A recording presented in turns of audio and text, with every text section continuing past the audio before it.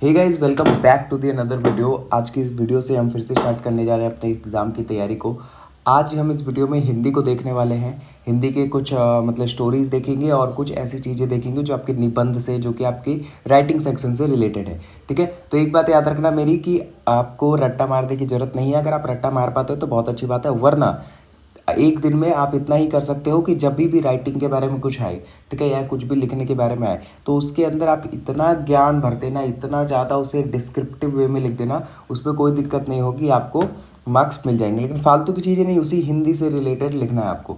ठीक है, तो पहला क्वेश्चन स्टार्ट करते हैं। एक और महत्वपूर्ण बात कि यहाँ पर जो भी मैं पीडीएफ यूज़ कर रहा हूँ, ठीक है, उस पीडीएफ में वही आंसर्स है, वही कॉन्सेप्ट है जो कि समराइज करके लिखे गए हैं। मतलब अगर आप लॉन्ग आंसर्स की बात करते हो, अगर आपको लॉन्ग आंसर चाहिए तो मैं प्रेफर करूँगा कि आपके बुक में वो बहुत ज़्यादा अच्छे हैं।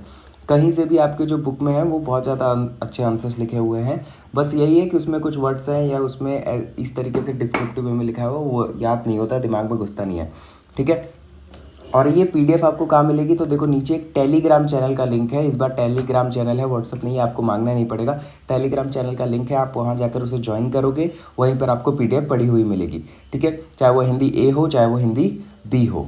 और दूसरी बात कि अगर आप मान लो कुछ ऐसे कॉन्सेप्ट हैं जैसे व्यंग क्या होता है, तो इसका मैंने बहुत ही शॉर्ट में आंसर यहाँ पे लिखवाया है और सब बस समझाने के लिए उदाहरण और विशेषताएं लिखवाई हैं। लेकिन अगर आपको इसका लॉन्ग आंसर चाहिए तो मैं शाम तक या थोड़ी देर बाद, कुछ देर बाद, या फिर कल सुबह एग्ज़ाम के टाइम पर मैं यहाँ पर इसके लिए लॉन्ग आंसर भेज दूंगा, जब आप थोड़ा सा उसे गो थ्रू कर लेना। इसके लिए आपको नीचे दिए गए व्हाट्सएप ग्रुप का लिंक होगा, उसको जाके ज्वाइन करना होगा। ठीक है, तो बिना देरी के अब स्टार्ट करते हैं इस वीडियो को। याद रखना मेरी बात फिर से कि जितना आप घुसा सकते हो अपने वर्ड्स को इसमें, उतना आराम से करो। ठीक है, कोई दिक्कत की बात नहीं है। हिंदी कहानी के तत्वों का परिचय स्टार्ट करते हैं पहले क्वेश्चन के साथ। देखो, तत्व का मतलब होता है एलिमेंट्स। जब हम कहानी लिखते हैं, ठीक है, जब हम कहानी लिखते हैं तो किन किन एलिमेंट्स का होना जरूरी है, किन किन एलिमेंट्स का मतलब होने से हमारी कहानी और अच्छी होती है। तो आपको देखो यहाँ पर थोड़ा अच्छी लैंग्वेज में लिखना है कि कहानी एक महत्वपूर्ण गद्य विधा है जिससे हम भावनात्मक, नैतिकता और बौद्धिक स्तर पर प्रभावित कर सकते हैं पाठक को। पाठक मतलब जो रीड कर रहा है। ठीक है, अगर मैं कहानी लिख रहा हूँ तो जो भी हम मेरी कहानी को पढ़ेगा, या तो वो भावनात्मक तरीके से प्रभावित होगा, या तो नैतिक तरीके से, या तो बौद्धिक तरीके से, किसी न किसी तरीके से वो मेरी कहानी से प्रभावित होगा, तभी तो मेरी कहानी पढ़ेगा। एक सफल कहानी वही होती है जिसमें भावनाएं, घटना और पात्र जीवित हो। ठीक है, और पाठक उससे जुड़ाव महसूस करे, मतलब जिससे वो रिलेटेबल हो। आजकल इंस्टाग्राम पे देख रहे हो कि वही रील ज़्यादा चलती है जो ह्यूमन लाइफ या मतलब लोगों के डे टू डे लाइफ से रिलेट करती है। तो वही यहाँ पे कहने का मतलब है कि वही एक अच्छी कहानी होती है, सफल कहानी होती है, जिसमें भावनाएं हो, घटना का अच्छे से मतलब बताया गया हो, वर्णन दिया हो, पात्र जीवित हो और पाठक उससे जुड़ाव करे। ठीक है, पाठक फिर से बता रहा हूँ, पाठक यहाँ पर रीडर की बात हो रही है। तो कुछ एलिमेंट्स होता है जिसका होना जरूरी होता है कहानी के अंदर। विषय, ठीक है, अब देखो सबसे मेन बात, सब जब विषय ही नहीं रहेगा, मतलब जब आपको यही नहीं पता कि कहानी किस चीज़ से रिलेटेड है, किस डायरेक्शन में जा रही है। कहानी का मूल आधार एक विषय होता है। यह वह विषय वस्तु है जिस पर पूरी कहानी टिकी होती है। मतलब अगर आप थीम की बात करो, किसी भी, जैसे आप पार्टी करते हो, फेयरवेल पार्टी करते हो, तो कोई ना कोई थीम रखते हो। इसका मतलब वो जो पार्टी होगी वो उसी डायरेक्शन में होगी, ठीक है, या उसी कल्चर से रिलेटेड होगी। तो यहाँ पर भी थीम का मतलब वही है, जीवन में मानवीय संबंधों से प्रेम, संघर्ष, राजनीतिक, शिक्षा, नैतिकता, अन्य किसी भी अनुभव से जुड़ाव हो सकता है। विषय जितना भी सशक्त और सजीव होगा, कहानी उतनी ही असरदार होगी। ठीक है, तो विषय देखो प्रेम से हो सकता है, मतलब संघर्ष से रिलेटेड हो सकती है कहानी। तो ये कुछ विषय हैं जो हमारी कहानी को और ज़्यादा बढ़िया बनाती है, मतलब हमारे अंदर उत्सुकता पैदा करती है। मान लो किसी को राजनीतिक कहानियाँ पसंद होंगी, किसी को प्रेम कहानियाँ पसंद होगी, तो वो अलग अलग के ऊपर है। कथानक कहानी की घटनाओं को क्रमबद्ध और तर्कसंगत विकास होता है। यह कहानी का वह ढांचा है जिसमें सारी घटनाएं एक सार में पिरोई जाती है। कथानक में आमतौर पर आरंभ, मध्य, अंत होता है। कथानक रोचक, सुसंगठित और स्वाभाविक होना चाहिए ताकि पाठक की रुचि बनी रहे। मतलब यहाँ पर प्लॉट का मतलब क्या है, कथानक का मतलब कि कहानी किस तरीके से लिखी जा रही है, उसका ढांचा कैसा है, उसका स्ट्रक्चर कैसा है भाई। मतलब आपने पहले शुरुआत में क्या लिखा हुआ है, किस तरीके से लिखा हुआ है, उसके मध्य में क्या है, ठीक है, आपने इंट्रोडक्शन कैसे दिया, आपने निष्कर्ष कैसे लिखा है, कंक्लूजन कैसे लिखा है। तो ये चीज़ भी एक कहानी को बहुत ही ज़्यादा आकर्षक बनाती है। नाउ नेक्स्ट की तरफ बढ़ते हैं। देखो तीसरा आ गया कैरेक्टर्स। भाई बिना कैरेक्टर्स के कोई कहानी पढ़ता है, आप खुद सोचो, बिना कैरेक्टर्स के कोई कहानी नहीं होती है। भले ही एक कैरेक्टर हो लेकिन उसमें कैरेक्टर होना ही चाहिए। कहानी में प्रस्तुत व्यक्ति या चरित्र पात्र को चरित्र या पात्र कहलाते हैं। मतलब जो व्यक्ति या फिर कोई सा भी ऐसा मतलब जीव जंतु जो कहानी में हो उसे हम पात्र कहते हैं, यानी कैरेक्टर कहते हैं। ये कहानी को आगे बढ़ाते हैं और पाठक को भावनात्मक रूप से प्रभावित करते हैं, ठीक है। पात्र दो प्रकार के होते हैं, मुख्य पात्र और गौण पात्र, ठीक है, सपोर्टिंग कैरेक्टर्स। जैसे हमारे फिल्मों में होता है, एक होता है लीड कैरेक्टर मतलब लीड हीरो, और बाकी सपोर्टिंग एक्टर्स होते हैं। पात्रों का चित्रण ऐसा होना चाहिए कि जीवंत लगे, उनका संवाद, उनकी सोच, व्यवहार वास्तविक प्रतीत हो। मतलब रियलिटी में, मतलब रियल होना चाहिए, थोड़ा रिलेटेबल होना चाहिए। ऐसा नहीं कि दुनिया से अलग ही आप कहानी लिख के बैठे हुए हो। परिवेश का तात्पर्य है कहानी का समय, स्थान, सामाजिक सांस्कृतिक वातावरण। मतलब वो कहानी किस समय की है, ठीक है, किस स्थान की है, किस समय की बात की जा रही है, किस संस्कृति की बात की जा रही है। यह कहानी को यथार्थता प्रदान करता है। उदाहरण के लिए यदि कहानी ग्रामीण पृष्ठभूमि पर आधारित है तो उसका भाषा शैली, रहन सहन और सोच भी उसी के अनुरूप होना चाहिए। कहने का मतलब ये है, अगर कहीं गांव की कहानी है तो भाई अब गांव जैसे ही लिखोगे ना। ऐसा तो लिखोगे नहीं कि मान लो गांव की कहानी है और गांव में कोई लैम्बोर्गिनी से घूम रहा है, ठीक है, गांव में कोई इंग्लिश में बातें कर रहा है, ठीक है। तो ऐसा नहीं कि गाँव में पढ़े लिखे नहीं होते, बट वहाँ पर जो रहन सहन होता है, वहाँ पर जो भाषा शैली होती है, बोलते हैं लोग एक दूसरे से, वो गाँव की देसी भाषा में ही बोलते हैं। संवाद यानी डायलॉग्स। संवाद पात्रों की सोच, भावनाएं और व्यक्तित्व को उजागर करने का एक माध्यम है, ठीक है, कि पात्र हमारे कहना क्या चाहते हैं स्टोरी में। वो जब डायलॉग ही नहीं लिखोगे तो फिर बता कैसे पाओगे। अच्छे संवाद कहानी को सजीव बनाते हैं और कथा को गति प्रदान करते हैं। संवाद संक्षिप्त, स्वाभाविक और प्रभावशील होने चाहिए, ठीक है। ये सारी चीज़ें मैंने कहा था ना, जितना भी ज्ञान हो उतना डाल देना। स्वाभाविक होना चाहिए, प्रभावशाली होना चाहिए, आकर्षक होना चाहिए, जो भी हो डाल देना। भाषा शैली, लैंग्वेज एंड स्टाइल। अब भाषा शैली तो बहुत इंपॉर्टेंट है कि आप किस लैंग्वेज में लिख रहे हो, क्या टोन है आपका स्टोरी का। भाषा कहानी की आत्मा होती है। हिंदी कहानी में सरल, सहज और प्रभावशील भाषा का प्रयोग किया जाता है।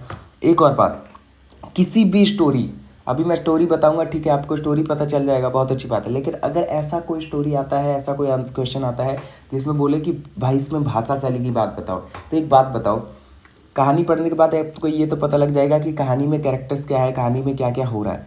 लेकिन अगर भाषा शैली की बात करूँ आंसर लिखने की, तो आप खुद सोचो ना, जब उसकी मतलब जो भी राइटर होंगे, जो भी ऑथर होंगे, उनकी स्टोरी बुक में दी हुई है, तो क्या उन्होंने बहुत ही ज़्यादा रूड वे में लिखा होगा, क्या गाली गलौज की होगी? नहीं ना। तो सरल, यही सब लिख देना, सरल, सहज, प्रभावशील, आकर्षक तरीके से बोला है, ठीक है। जितना ज़्यादा बढ़ा चढ़ा के लॉजिकल चीज़ें लिख सको उतना लिख देना, ठीक है। नाउ दृष्टिकोण, पॉइंट ऑफ व्यू, किस पॉइंट ऑफ व्यू से आप वहाँ पर बात कर रहे हो, ठीक है। यह लेखक का वह नज़रिया होता है जिससे वह कहानी को पाठक के सामने प्रस्तुत करता है, ठीक है। या प्रथम पुरुष मैं, द्वितीय तुम, first person, second person, third person आपने पढ़ा होगा। तो किस तरीके से वो प्रस्तुत करना चाह रहा है, दृष्टिकोण के अनुसार ही पाठक को जानकारी मिलती है। यहाँ पर देखो, कहने का मतलब यह है कि मान लो मैंने एक कहानी लिखी और मैंने उसमें ये लिखा कि मैं जा रहा था और मैंने एक पहाड़ देखा, ठीक है। तो इस तरीके से इसका मतलब मैं उसको फर्स्ट पर्सन के पॉइंट ऑफ व्यू से कहानी को बताने की कोशिश कर रहा हूँ। दूसरी जगह मैं कहानी लिख दूँ कि एक लड़का था राम, वो जा रहा था और उसने एक पहाड़ देखा, तो इसका मतलब वो तृतीय पुरुष यानी थर्ड पर्सन के पॉइंट ऑफ व्यू से बताने की कोशिश कर रहा हूँ। तो दृष्टिकोण का मतलब क्या है कि वो कहानी किस पॉइंट ऑफ व्यू के ऊपर है, ठीक है, किस तरीके से आप उसे पढ़ रहे हो। भावनात्मक और उद्देश्य, इमोशन एंड पर्पस। हर कहानी का एक पर्पस होता है, हर कहानी का एक इमोशन होता है, ठीक है। कोई ना कोई मोटिव होता है, कोई ना कोई मॉरल स्टोरी होती है, या तो वहाँ से कोई ना कोई सीख मिलती है, चाहे वो फनी स्टोरी ही क्यों ना हो।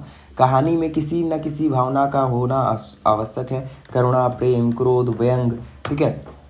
यहाँ संदेश को भी लेकर आती है जो पाठक के मन में विचार और संवेदनाओं उत्पन्न करती है। निष्कर्ष आप पढ़ लेना, ये पूरी जो ढांचा है पूरा इजी करके मैंने आपको बता दिया है।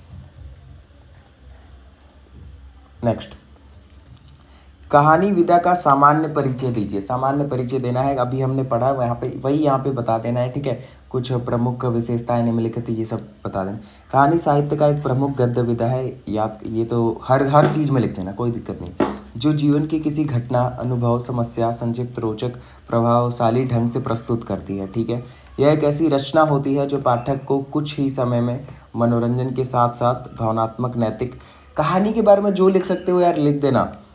कहानी का जन्म प्राचीन काल में लोक कथाओं, धार्मिक आख्यानों और कथाओं से हुआ माना जाता है। देखो एक और बात कि मान लो प्राचीन काल, ये वो युग आपको नहीं याद हो रहे तो सीधे सीधे राजा महाराजा पे चला जाओ कि इसकी शुरुआत बहुत साल पहले हो चुकी थी, कई ज़्यादा लेखकों ने अपना योगदान दिया, ठीक है।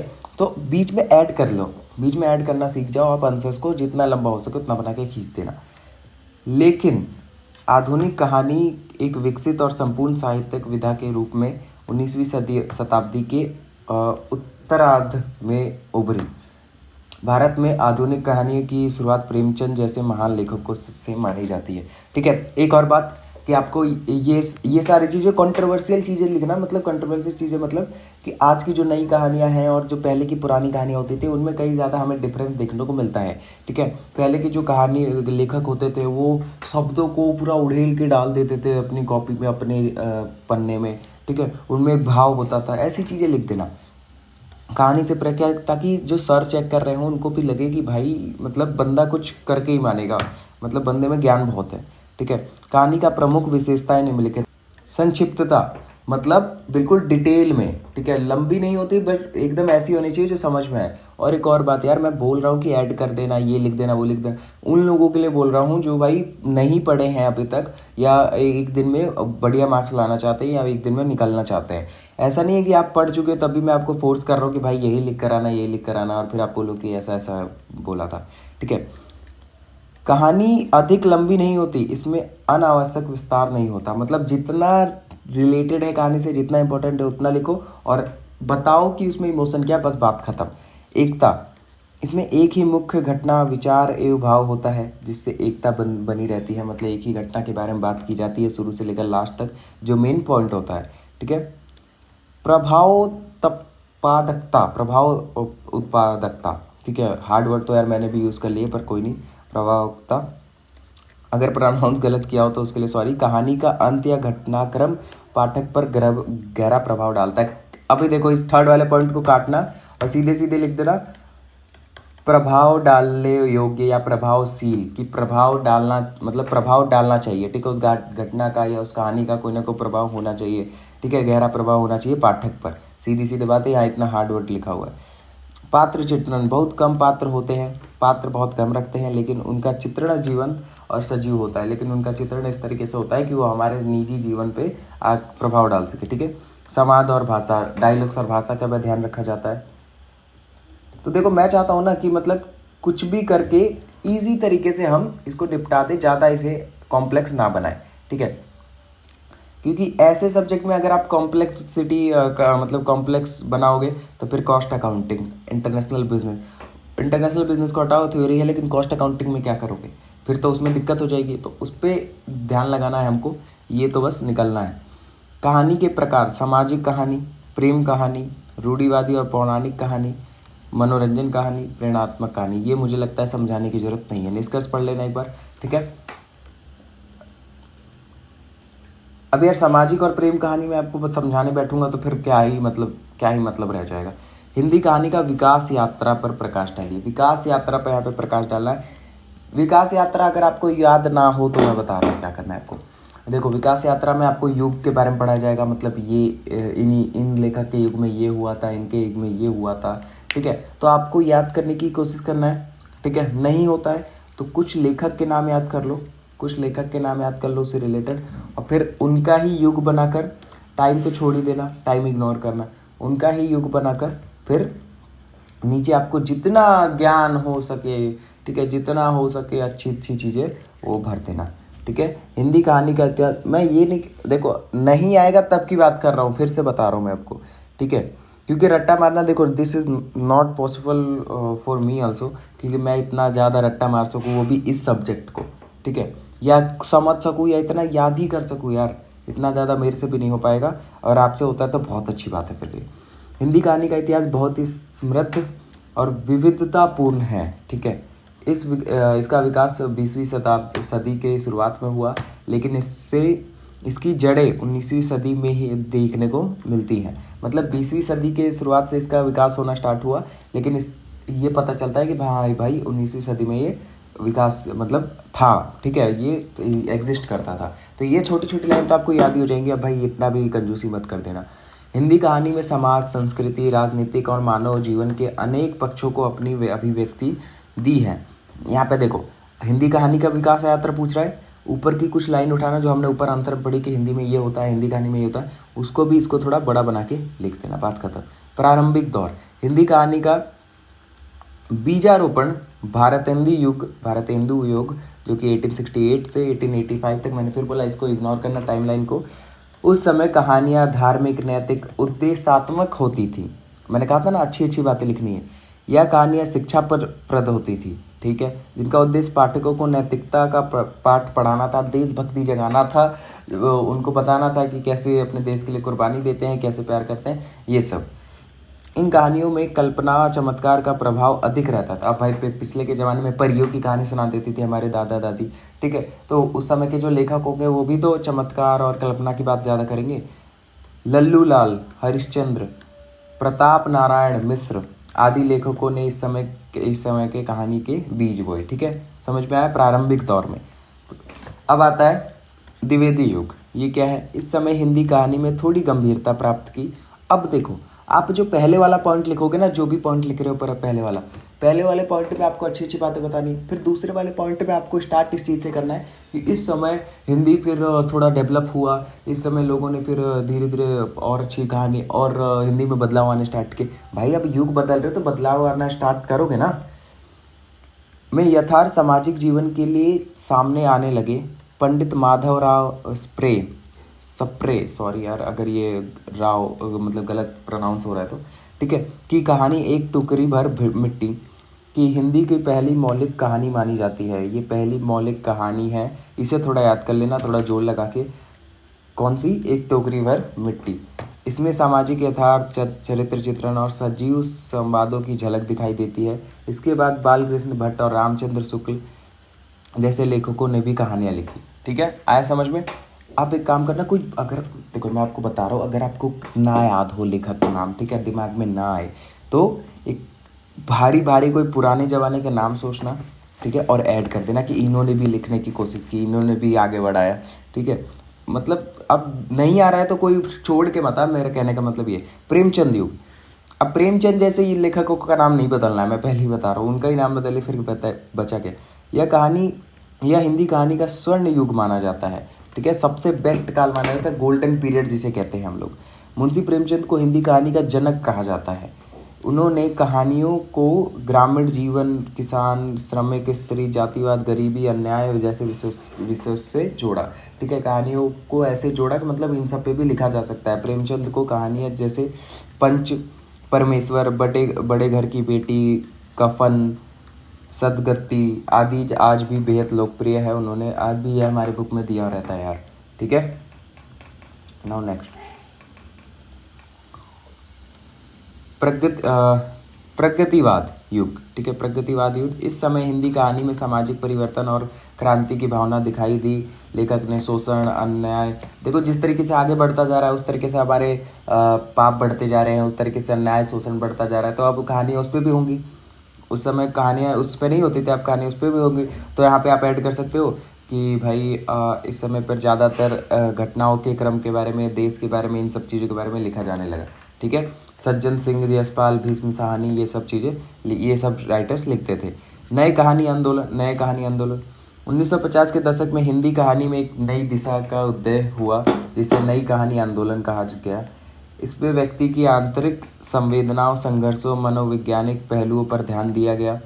इस दौर में कहानियाँ शहरी जीवन, अस्तित्व, संकट और व्यक्तिगत अनुभव पर आधारित थी। ठीक है, मोहन राकेश, कमलेश्वर, राजेंद्र यादव, कृष्ण सोबती इन आंदोलन में प्रमुख चेहरे रहे। एक बात और, नई कहानियों की, मॉडर्न कहानी को जहाँ भी बात आप लिखना चाहो तो आपको ये लिखना है, ऐसे लिखना कि भाई मतलब ये पहले चमत्कार और कल्पना देखने को मिलती थी, लेकिन अब इस ऐसे कहानियों का ज़्यादा रुचि नहीं रहा जो लोगों में। अब लोग रिलेटेबल कहानी पढ़ना पसंद करते थे। रिलेटेबल मतलब जो उनकी आम जिंदगी से जुड़ा हो, ऐसे हिंदी लिखने बिल्कुल अच्छी तरीके, रिलेटेबल नहीं लिखना वहाँ। समांतर और दलित साहित्य की भूमिका। 1970 के बाद हिंदी कहानी में विविधता और गहराई और बढ़ी। इस समय दलित, आदिवासी, महिला और हाशिए पर पड़े समुदाय की आवाज़ कहानियों में सुनाई देने लगी। ठीक है, ओम प्रकाश होगा शायद, अच्छा हाँ, ओम प्रकाश वाल्मीकि, सूरजपाल चौहान, उषा प्रियवदा, चित्रा, ये सब लेखक थे जिन्होंने इस समय पे भाग लिया था और कहानी लिखी थी। तो कहने का मतलब ये है, इस वाले में मैं बता रहा हूँ आपको ये लिखना है 1970 के बाद कि जो ऐसे समुदाय थे, ऐसे दलित लोग थे, ऐसे आदिवासी लोग थे, ऐसे महिलाएं थे, ऐसे लोग थे जिन पर शोषण हो रहा था, कुछ भी ऐसा जो संकट से जी रहे थे अपनी व्यक्तिगत रूप से, तो उनकी आवाज़ अब कहानियों में सुनाई देने लगी। वो कहीं ना कहीं उनकी जो मतलब दर्द था, उनका जो मतलब जीवन था, वो कहानियों के माध्यम से लोगों के सामने आने लगा। ठीक है, तो देखो मैं अभी बोलते समय इतनी चीज़ें एक्स्ट्रा लाइन बोल जा रहा हूँ तो वहाँ पर यार सही में इतना ज़्यादा एक्स्ट्रा मैं लिख सकता हूँ, तो आप भी लिख सकते हो। ठीक है, आधुनिक युग। आज के दौर में हिंदी कहानी तकनीक, बाजार, अकेलापन, सूचना युग, सोशल मीडिया, वैश्वीकरण, अलग अलग मतलब बिजनेस कैसे करते हैं, ये सब चीज़ें कहानियों, अब ऐसी कहानियाँ हमारे सामने देखने को मिलती हैं। अब आगे बढ़ते हैं। हिंदी निबंध की विकास यात्रा। भाई हिंदी निबंध के बारे में लिखना है, हिंदी निबंध के बारे में आप नहीं लिख पाओगे। अगर नहीं लिख पाओगे तो क्या बात करते हो यार। हिंदी साहित्य की विधाओं में निबंध एक महत्वपूर्ण लोकप्रिय गद्य विधा है। ठीक है, जिसे गद्य मतलब निबंध को गद्य का सौंदर्य रूप भी कहा गया है। ठीक है, इसमें लेखक अपने विचारों को, अनुभव, भावनाओं और ज्ञान को स्वतंत्र रूप से कलात्मक ढंग से प्रस्तुत करता है। एक सेकंड, मुझे आप कमेंट में बताना कि गद्य विद्या है ये। ठीक है, ये गद्य विधा है, क्योंकि मतलब जो बुक मैंने जिस सर से पढ़ रखा था तो उन्होंने विधा ही बोला था। ठीक है, तो आप मुझे कमेंट में बता देना, I am little bit confused. Hindi निबंध का विकास एक लंबी प्रक्रिया का परिणाम है जो विभिन्न चरणों में गुजर कर आज के स्वरूप में पहुंचा है। ठीक है भाई, बहुत अच्छी बात है। और हिंदी निबंध के बारे में आप जितना हो सके निबंध ही लिख देना हिंदी निबंध के बारे में। ठीक है, बड़ा करके अच्छी तरीके से। एक बात याद रखना, जो मैंने आपको बताया था प्लॉटिंग, अभी ऊपर पढ़ा था ना हमने, कथानक, आंसर में आप वो जितना अच्छा लिखते हो ना, वो बहुत प्रभाव मतलब बहुत ही ज़्यादा अट्रैक्ट करता है एग्जामिनर को। देखो मैं आपको बता रहा हूँ कि भले ही आप मेरे से ब्रिलियंट हो, मान सकते हैं, बिल्कुल आप होंगे भी, बट जो आंसर राइटिंग है वो थोड़ी बढ़िया अच्छी तरीके से आप लिखोगे तो और ज़्यादा बढ़िया मार्क्स मिलेंगे।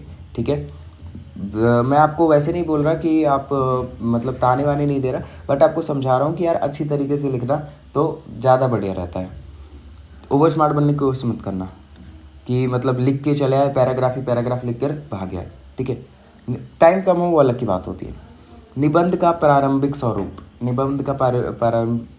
स्वरूप कैसा था? 8वीं और 9वीं शताब्दी में प्राचीन साहित्य के धार्मिक ग्रंथों और उपदेशात्मक गद्य में मानी जा सकती है, जैसे संत साहित्य, एक सेकंड कलर चेंज हो गया क्या, संत साहित्य, नीति शास्त्र, उपदेश। हालांकि उस समय यह विधा एक स्वतंत्र रूप में नहीं थी।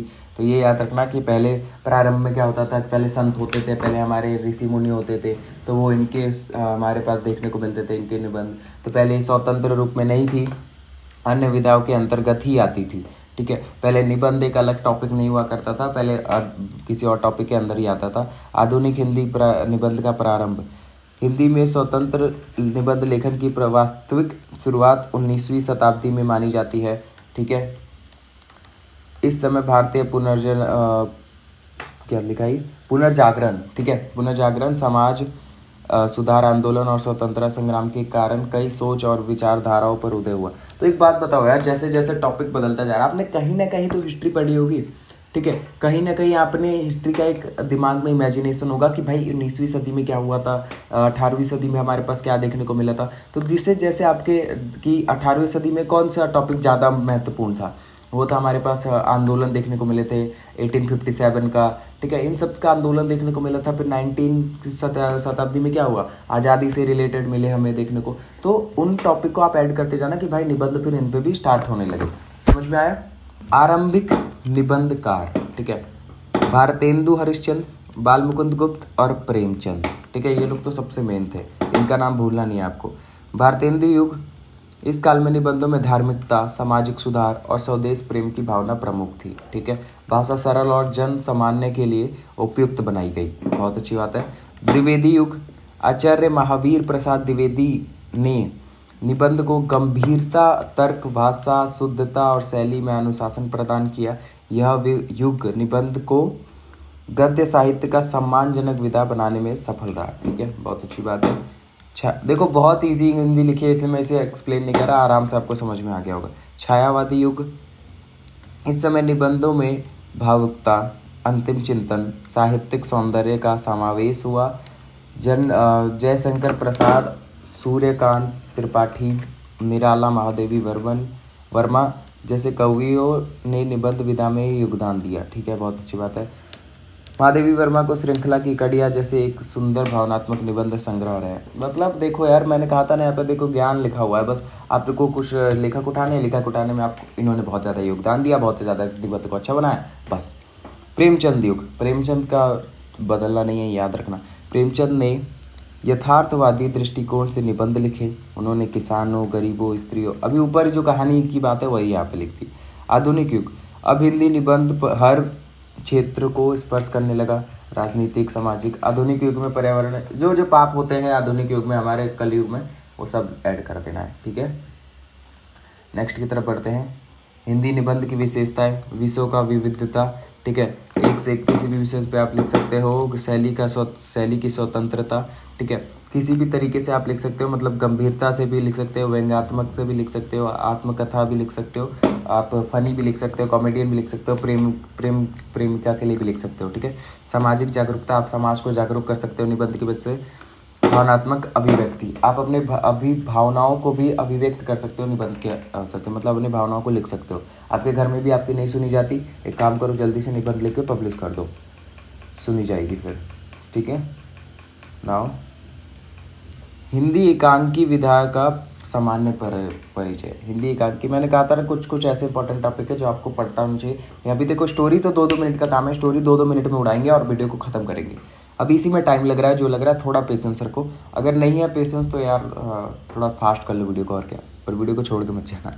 एकांकी नाटक का एक विशेष संक्षिप्त विधा है, ठीक है, विद्या है, जिसमें एक ही अंक अर्थात एक ही खंड में संपूर्ण नाटक कथा प्रस्तुत की जाती है। यह एक ऐसी साहित्यिक विद्या है जो नाटक की सभी विशेषताओं को समेटते हुए भी संक्षिप्त रूप से प्रस्तुत करती है। हिंदी साहित्य में एकांकी का विशेष स्थान है, क्योंकि यह संदेश, संवेदना, सामाजिक चिंतन को प्रभावशाली। देखो, हिंदी एकांकी का मतलब यहाँ पर हो गया एक तरीके से नाटक जो एक बार में ही खत्म कर दिया जाए, जैसे जो स्टेज पे किया जाता है, जो परफॉर्मेंस की जाती है, तो जो नाटक करके हमें दिखाया जाता है वो हमारी हिंदी एकांकी है, ऐसा कह सकते हो, ठीक है। तो संवेदना, संदेश, सामाजिक चिंतन, ये सब ऐड करना नहीं भूलना है, याद है ना। ज्ञान, एकांकी का अर्थ अब यहाँ पे अच्छे से समझेंगे। एकांकी शब्द 2 भागों से मिलकर बना है, एक अर्थार्थ और एक अर्थार्थ, एक मतलब एक का मतलब एक ही है, तो भाई सबको पता है। और अंक अर्थार्थ अवधि यानी दृश्य, ठीक है। एक दृश्य, इसका मतलब क्या है, एक दृश्य यानी एक टाइम पे हुआ क्या था, एक पॉइंट ऑफ टाइम पे हुआ क्या था, ऐसी कौन सी चीज़ किस पॉइंट ऑफ व्यू से हुई थी। इसका सीधा अर्थ है एक ऐसा नाटक जो केवल एक अंक में ही समाप्त हो जाए, मतलब एक दृश्य में ही समाप्त हो जाए, एक बार में, दोबारा नहीं, मतलब जैसे फिल्मों की तरह होता है, ठीक है। यह एक ऐसी नाट्य रचना है जिसमें सामान्यत एक ही समस्या या भाव पर केंद्रित रखकर कथा को विकसित किया जाता है। इसमें पात्रों की संख्या कम होती है, जितनी पात्रों की संख्या होगी इतनी कन्फ्यूजन बढ़ने के चांसेस होते हैं। स्थान परिवर्तन भी बहुत कम होते हैं। अब एक ही स्टेज पे मान लो हो रहा है, ठीक है। अगर मैं बात करूँ रामायण की, रामलीला की, अगर वो एक ही दिन में कराया जाने लगे तो सोचो वहाँ पर जो स्टेज बने होंगे उसमें जो मान लो राम सेतु का जो सीन चल रहा है, अब अचानक से वहाँ पर लंका का सीन बनाने में कितना ज़्यादा डिफिकल्टी आएगी। तो बहुत ही कम स्थान परिवर्तन होते हैं यहाँ पर, ठीक है। और समय की भी एकता होती है, मतलब समय एक साथ ही, समय मतलब जैसे स्टार्ट हुआ उसके एक साथ ही ख़त्म करा दिया जाता है। हिंदी एकांकी का विकास। हिंदी में एकांकी का आरंभ 20वीं शताब्दी और प्रारंभिक वर्षों में हुआ। आरंभ में यह विद्या नाटक से प्रभावित थी, लेकिन धीरे धीरे इसमें एक अपना स्वतंत्र रूप धारण कर लिया। जैसे समाज में परिवर्तन आया, वैसे वैसे एकांकी भी सामाजिक और राजनीतिक सांस्कृतिक विषयों में समावेश हो गए, ठीक है। ये चीज़ आप पढ़ सकते हो, इसमें ज़्यादा टाइम वेस्ट नहीं करेंगे। एकांकी की विशेषताएं पढ़ लेते हैं, ठीक है। एकांकी का सबसे बड़ा गुण इसकी संक्षिप्तता है, ठीक है। यह एक ही दृश्य में संपूर्ण कथा को प्रस्तुत करता है, ठीक है, अच्छी बात है। केंद्रित कथानक। इसमें एक ही समस्या या भाव को इर्द गिर्द पूरा प्रसंग घुमाया जाता है, मतलब जो मेन चीज़ होती है वो एक ही जगह पे फोकस की जाती है, ठीक है। एक ही प्रॉब्लम में या एक ही भाव में फोकस की जाती है। अच्छा, एक और इम्पोर्टेंट पॉइंट जो मैं ऊपर बताना भूल गया था, देखो यहाँ पर मैंने आंसर में क्या ऐड किया था, थीम, विषय वस्तु, ठीक है। और कथानक एक अलग था, है ना, कथानक एक अलग था जिसे मैंने इंफ्रास्ट्रक्चर या प्लॉट के टाइप में बताया था आपको कुछ। तो एक बात याद रखना, आपको आंसर मिल सकते हैं कहीं कहीं जिसमें कथानक को ही विषय वस्तु कहते हैं, ठीक है। अभी तक जो वीडियो छोड़ के चले गए होंगे वो फिर मतलब क्या पता क्या सोच रहे हो, बट कथानक को ही विषय वस्तु कहा गया है कहीं ना कहीं। तो आपको कुछ भी लिख सकते हो, आपको जो बढ़िया लगे, ठीक है, या जो अच्छा लगे वो ही लिख सकते हो। वो मैंने मतलब ज़्यादा से ज़्यादा बड़ा लिखोगे ज़्यादा बढ़िया रहेगा, ठीक है। तो याद रखना, कथानक को ही विषय वस्तु कहा गया, यानी राजनीतिक पौराणिक किस तरीके से आप थीम किया उसका वो क्या लिखते हो, कथानक को ही कहा गया, ठीक है। आप अलग अलग करके भी आराम से लिख सकते हो। गंभीरता और प्रभाव, ठीक है। गंभीरता होती है और एक प्रभाव डालने की कोशिश होती है एकांकी की। सीमित पात्र बताया था मैंने आपको। नाटकीयता, नाटक के तरीके से इसे परफॉर्म किया जाता है। और इसमें आप एक और ऐड कर सकते हो कि भाई कम स्थान होते हैं, ठीक है, संवाद बहुत ही ज़्यादा कम होते हैं और प्रभावशील होते हैं। जितना ज्ञान हो उतना कर सकते हो यार।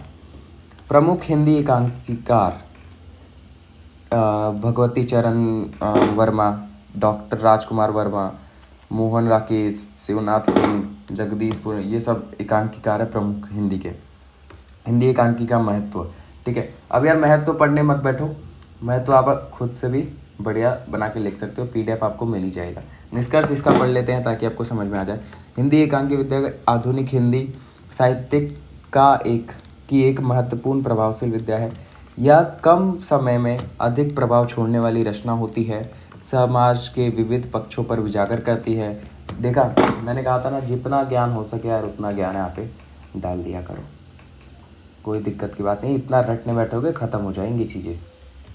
संस्मरण क्या है इसका मतलब? इसका मतलब सीधी सीधी बात है भाई, आपके साथ जो हो रखा है, जो पहले हो रखा है, जो आपके साथ पिछले घटनाएं हो रखी हैं, अनुभव है आपका, उसे कहानी की तरह उसे लेखक बन के आप उतार देते हो, तो इसे ये कहते हैं संस्मरण, ठीक है।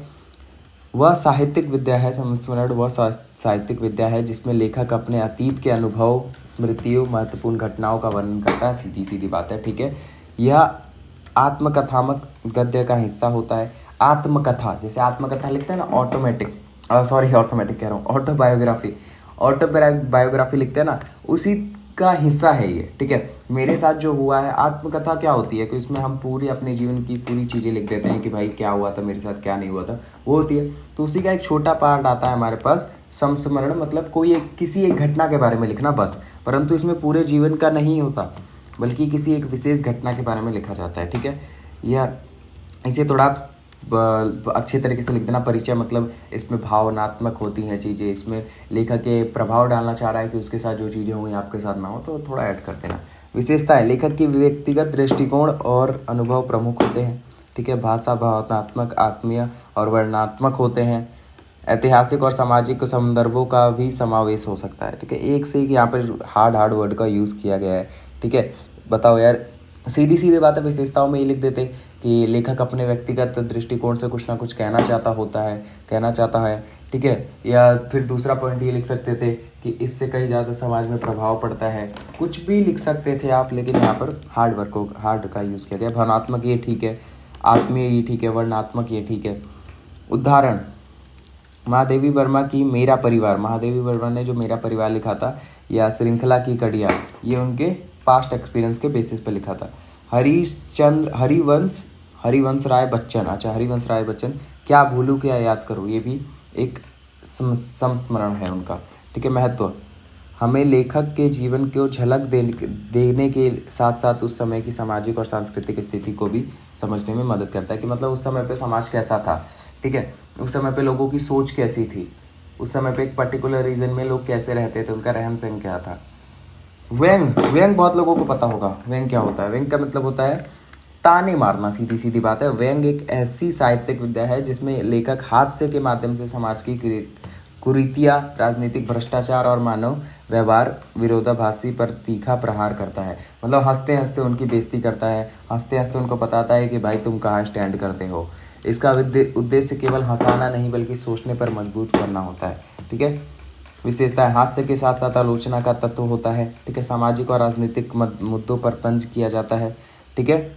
और सरल, चुटीली और प्रभावशाली भाषा का उपयोग होता है। अब देखो यहाँ पे 3 पॉइंट एक ही साथ लिखे गए, तो सरल को आप अलग से लिख सकते हो, चुटीली को अलग और प्रभावशाली को अलग। ठीक है। सरल मतलब हो गया सिंपल, चुटीली मतलब जो दिल पे लग जाती है, और प्रभावशाली मतलब जो प्रभाव डाल देती है। उदाहरण, शरद जोशी की रचनाएं जैसे रविवार की छुट्टी थी, हरीश शंकर परसाई की ठिठुरता हुआ गणतंत्र, सदाचार की ताबीज। ठीक है। ये सब होता है। व्यंग समाज का आईना है, समाज को आईना दिखाता है कि भाई तुम क्या हो। जैसे हमारे घर में होता है कि जब हम लेट तक सोए रहते हैं तो फिर आपके पापा मम्मी ये बोलना स्टार्ट करते हैं कि तू कुछ नहीं कर पाएगा, तू जिंदगी भर यही रहेगा, नालायक है ये। तो एक तरीके से ये व्यंग कसते हैं या हंसते हुए बोलते हैं, जैसे भी बोलते हैं, तो आपको आईना दिखाते हैं कि बेटा तू कहाँ है, तू कैसा है। ठीक है। रेखा चित्र, स्केच और कैरेक्टर स्केच। ठीक है। रेखा चित्र एक ऐसी साहित्यिक विद्या है जिसमें व्यक्ति, घटना, स्थान या जीवन स्थिति को ऐसे जीवंत चित्रण किया जाता है कि पाठक के सामने वह चित्र सजीव हो उठता है। स्केच की बात हो रही है यहाँ पर। स्केच को आप अगर जितना लिख सकते हो स्केच में कि उसमें प्रभाव डालने की कोशिश की जाती है, किसी घटना के बारे में बताया जाता है, वो आप लिख देना। विशेषताएं, चित्रण करते समय लेखक की भावनात्मक गहराई दिखाई देती है। पात्र के व्यक्तित्व, चाल चलन, रहन सहन और विस्तृत रूप में दिखाया जाता है। साहित्यिक सौंदर्य, कलात्मक और का समावेश होता है। ठीक है। महत्व, रेखाचित्र हमें किसी व्यक्ति या घटना के भीतरी और बाहरी रूप को देखने की दृष्टिकोण देता है। अब एक बात बताओ, कई सारी कहानी हमारे बचपन में थी, जैसे 2 बैलों की कथा या कोई सी भी कहानी थी, तो उसमें कहीं ना कहीं एक पॉइंट पे कुछ ना कुछ कन्फ्यूजन हो जाता था यार मुझे बचपन में। बट वो हमारे पास चित्र वहाँ जो बना रहता था वो तो कंप्यूटर से बना था, बट वहाँ पे जो चित्र बना होता था अगर वो लेखक ने बनाया होता तो वो काफ़ी ज़्यादा हेल्प करती थी मेरी चीज़ों को समझने में, इमेजिन करने में। संस्मरण, व्यंग और रेखा चित्र, यह तीनों साहित्यिक विद्या न केवल गद्य साहित्य को समृद्ध बनाती है बल्कि पाठकों को मन में गंभीरता, हास्य, मानवता की भावना को भी जगाती है। ठीक है। ये सब चीज़ें आपको लिखना है कि आपके जीवन में बहुत ज़्यादा प्रभाव डाल रही है कौन, ये साहित्यिक विद्या। ठीक है। ये सारे इसमें तो देखो जितने यहाँ पर हो सकते थे, जितने इम्पोर्टेंट पॉइंट थे उन्होंने बता दिए हैं। PYQs भी है, या PYQs के बेसिस पे बताए गए हैं। तो आप एक बार मुझे बता देना अगर आपको कोई, आपके आइडिया में अगर कोई चीज़ छूट रही है। ठीक है। वैसे तो कुछ छूटेगी नहीं, बट आप बता देना, और कोई भी इंपॉर्टेंट पॉइंट आप मुझसे नीचे पूछ सकते हो। और व्हाट्सएप ग्रुप का लिंक ज्वाइन कर लेना ताकि आपको पता चल जाए और मैं जो भी भेजूँ वहाँ पर। और टेलीग्राम ग्रुप का लिंक PDF के लिए ज्वाइन करना, आपको हैंड टू हैंड PDF वहाँ पर मिल जाएगी, हिंदी ए हो या हिंदी बी हो। तो अब हम आ चुके हैं स्टोरी पे। अब स्टोरी को ध्यान से पढ़ना, स्टोरी को ध्यान से सुनना, क्योंकि स्टोरी के बारे में जो भी आएगा, देखो भाषा शैली आता है तो आपको भाषा शैली में एक बात याद रखना है कि भाषा शैली आपसे पूछता है या किसी के चरित्र चित्रण पूछता है तो आपको उस व्यक्ति के बारे में, उस कैरेक्टर के बारे में, उस पात्र के बारे में सब कुछ अच्छी तरीके से लिख देना, थोड़ा अच्छे से तरह, मतलब थोड़ा ज़्यादा ही एक्सप्लेन करके। दूसरी बात ये कि अगर मान लो भाषा शैली पूछता है तो देखो कोई सा भी राइटर होगा, कोई सा भी ऑथर होगा, तो वो अपने भाषा कोई रूटली तो लिखेगा नहीं या गाली गलौज तो करेगा नहीं अपने मतलब स्टोरी में। तो आपको भाषा शैली अगर नहीं पता, एग्जैक्ट आपको आंसर नहीं पता, तो भाषा शैली हमेशा आपको ये याद रखनी है कि सरल होती है, संवेदनशील होती है, प्रभावशाली होती है, आकर्षक होती है, ठीक है, रिलेटेबल होती है। तो इन सब चीज़ों का यूज़ करके आप उस पूरा आंसर बना सकते हो और साथ ही साथ उस स्टोरी के लाइन्स भी लिख कर चले आना। तो आइए स्टार्ट करते हैं, मतलब अब स्टोरी पढ़ना स्टार्ट करेंगे, ठीक है। यहाँ पर एक स्टोरी को मैंने हटा दिया है, कुछ 2 निबंध है और 2 स्टोरी है, ठीक है, और लास्ट में हमें एक स्टोरी देखने को मिलेगी। तो अब ये स्टार्ट करते हैं इस वीडियो, मतलब अब कहानी के सिलसिले को। अभी तक जो था वो ठीक था, अभी तक जो भी मैंने बताया वो हिंदी के कुछ टर्म्स और क्वेश्चंस थे जो आपके पेपर में आएंगे। मलबे का मालिक, हमारा पहला जो स्टोरी है वो ये है मोहन राकेश। ये बहुत इंटरेस्टिंग स्टोरी है, अगर आप इसे पेपर के पॉइंट ऑफ व्यू से ना भी पढ़ो तो बहुत ही ज़्यादा इंटरेस्टिंग स्टोरी है। होता क्या है कि इसमें ना एक अब्दुल गनी नाम का एक व्यक्ति होता है। अब्दुल गनी नाम का एक व्यक्ति होता है, वो बंटवारे के टाइम की ये कहानी है, ठीक है, विभाजन के टाइम पे जब इंडिया और पाकिस्तान का बंटवारा होता है तो उस समय पर अब्दुल गनी जो होता है वो अपने परिवार को छोड़कर लाहौर चला जाता है। इसके परिवार वाले मना कर देते हैं, जो कि अमृतसर में होते हैं। तो वो लोग उसे मना कर देते हैं, इसके बेटे का नाम होता है चिराग। तो वो लोग मना कर देते कि हम लोग नहीं जाएंगे यहाँ छोड़कर, हम इतने सालों से यहाँ पे रह रहे हैं। तो अब्दुल गनी वाला लाहौर चला जाता है। फिर 7 साल बाद वो वहाँ आता है उसी अमृतसर की गलियों में, और अमृतसर की गलियों को देखता है। असल में वो कुछ लोगों के साथ हॉकी का मैच देखने के बहाने यहाँ पर इंडिया में आता है, लेकिन हॉकी का मैच देखना तो सिर्फ बहाना था, उसे एक्चुअली में अमृतसर की गलियाँ, अमृतसर के बाज़ारों की याद आ रही थी। वहाँ पे आके देख रहा था, मतलब वो फिर से वही यादें ताज़ा करने आया होता है। मलबे का मालिक एक बेहद मामरिक और गहराई से लिखी हुई कहानी जो भारत पाकिस्तान विभाजन की पृष्ठभूमि पर आधारित है, ठीक है। इस कहानी के माध्यम से लेखक ने बताया है कि विभाजन के सिर्फ जमीन नहीं बांटी, बल्कि इंसानियत, रिश्ते, भावनाएं, पहचान भी बांट दी। कहानी का मुख्य पात्र अब्दुल गनी है, जो वर्ष बाद पाकिस्तान से अमृतसर लौटता है, ठीक है, ये चीज़ समझ में आ गई। एक बूढ़ा मुसलमान, ये अब्दुल गनी अब बूढ़ा हो चुका है। पहले उस समय सोचो उसका बेटा बड़ा था, तो उस समय वो कम से कम 40 का होगा, 40-45 का, बट अब 7 साल बाद वो बूढ़ा हो चुका है। जो पाकिस्तान में बस जाने के बाद पहली बार भारत वापस आता है। उसका बहाना है कि अमृतसर में एक हॉकी मैच देखने आया है, ठीक है, लेकिन उसका असली मकसद अपने पुराने मकान, यादों को देखना है, जहां उसका परिवार पहले रहा करता था। वर्ष पहले जब भारत का विभाजन हुआ था तो उस समय अमृतसर में सांप्रदायिक दंगे हुए और मुसलमानों को पाकिस्तान भागना पड़ा। गनी भी उन्हीं में से एक था। समझ में आया आपको गनी का पूरा मैटर? तो जब वो आता है, हमारे गनी भाई जब अपनी गलियों में आते हैं, तो गली के बाहर एक वहाँ पे एक अमृतसर में एक बांस मार्केट था। अभी आपको पता चलेगी अब्दुल गनी जब बासा बाजार की पुरानी गलियों में जाता है, तो वह सब कुछ बदल चुका होता है। रास्ते भूलने पर वह एक मनोरी से मदद मांगता है। अब देखो होता क्या है यहाँ पर कि जब वो बासा बाजार में जाता है तो उस बासा बाजार में एक बार ऐसा हुआ था कि बहुत बुरी आग लग जाती है, जिसमें आसपास की दुकानें और जितने भी लकड़ी के सामान है, जितने मकान होते हैं, सारे जल जाते हैं, चाहे वो हिंदू के हो चाहे वो मुस्लिम के हो, ठीक है। तो उसी बीच ये अब्दुल गनी खड़े होकर अपनी गलियां पहचानता है कि मेरी गली एक्चुअली में है कौन सी। ये अपने पैरों को आगे बढ़ाने की कोशिश करता है, बट फिर वह हिचकिचा के पीछे आ जाता है। ये सोचता है कि ये गली मेरी होगी या नहीं होगी। कुछ देर बाद एक छोटा सा बच्चा, ध्यान से सुनना इस चीज़ को, एक छोटा सा बच्चा मतलब इसकी तरफ, मतलब गलियों में घूमता है, तो ये उसे धुतकार कर बुलाता है, ठीक है, पुचकार कर कि अरे, जैसे बच्चों को बुलाया जाता है वैसे बच्चे को बुलाता है और अपने जेब से उसे कुछ देने के लिए निकालता है, मतलब पैसे निकालता है, कुछ भी देने के लिए निकालता है। वो बच्चा बहुत छोटा रहता है। पीछे से उसकी बहन आती है जो कि करीब 16 या 17 साल की होती है। तो फिर उसकी बहन उसे पकड़ लेती है और उसे किसे पकड़ती है, बच्चे को पकड़ लेती है और उसे वापस ले जाने लगती है। तो वो बच्चा रोना स्टार्ट कर देता है। तो वो कहती है कि चुप हो जा कमबख्त, वरना मुसलमान ये तुझे उठा के ले जाएगा, ठीक है। तो इस चीज़ के बाद अब जो पैसे उसने निकाले होते हैं अब्दुल गनी ने, वो अपने जेब में ही वापस रख लेता है और फिर वो टोपी अपनी उतार कर फिर सर खुजलाने लगता है। तो इसी में एक बंदा वहाँ से आता है चाबी घुमाते हुए, ठीक है, एक युवक आता है चाबी घुमाते हुए, जैसे हाथों में चाबी घुमाते हैं ना, उंगली में फंसा के, वैसे घुमाते हुए आता है और पूछता है कि क्या हुआ मुल्ला जी, यहाँ पे कैसे खड़े हो। ठीक है, वो पूछता है अब्दुल गनी से। तो वो अब्दुल गनी थोड़ी देर सहम के, थोड़ी देर चुप रह के अब उसकी ओर देखता है और उससे पूछता है कि तुम्हारा नाम मनोरी है ना। ठीक है, अब समझ में आया मनोरी कहाँ से आया बीच में। तुम्हारा नाम मनोरी है ना। तो मनोरी पूछता है, मनोरी जो चाबी घुमा रहा होता है उसके हाथ से चाबी रुक जाती है। मनोरी अब्दुल गनी को बहुत ही ध्यान से देखने लगता है। तो वो उससे पूछता है कि तुमने मुझे कैसे पहचान लिया।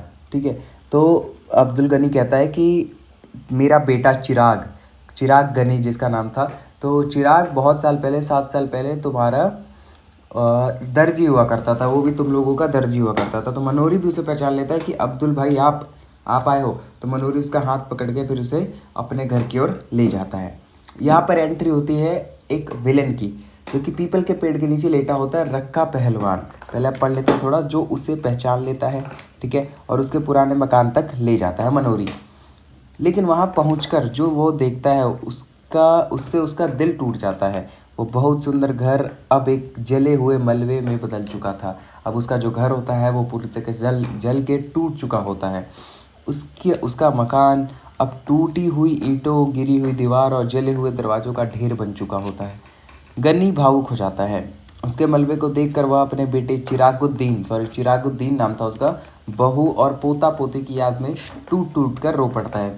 वो कभी चौखट के पास जाता है, कभी दरवाजे के चौखट को पकड़ कर उसे मतलब उसे ऐसे करते हैं ना, जैसे उसकी जो पेंट होते हैं उसे छुड़ाने की कोशिश करना, तो वो करने लगता है और उसी को पकड़ पकड़ के रोने लगता है। धीरे धीरे पाठक को यह पता चलता है कि रक्खा पहलवान जो कभी उसका पड़ोसी और दोस्त था, अब रक्खा पहलवान जो था वो इन लोगों का कभी पड़ोसी या दोस्त हुआ करता था। रक्खा पहलवान एक ऐसे मुसलमान का नाम है जो कि चाहे वो हिंदू हो चाहे वो मुस्लिम हो, हर उसका दबदबा चलता था। वहाँ का डॉन था वो। डॉन मतलब जैसे होता है ना कुछ जिनमें बॉडी वॉडी आ जाती है तो खुद को दादा समझने लगता है, उसी तरीके से उसी ने दंगों के समय लालच में आकर, अब रक्का पहलवान का क्या था कि गनी को ये लगता था, अब्दुल गनी को ये लगता था कि रक्का पहलवान हमारा दोस्त है, पहले की तरह ये हमारे घर में मतलब हमारे मेरे बेटों की रक्षा कर रहा होगा या कुछ कर रहा होगा।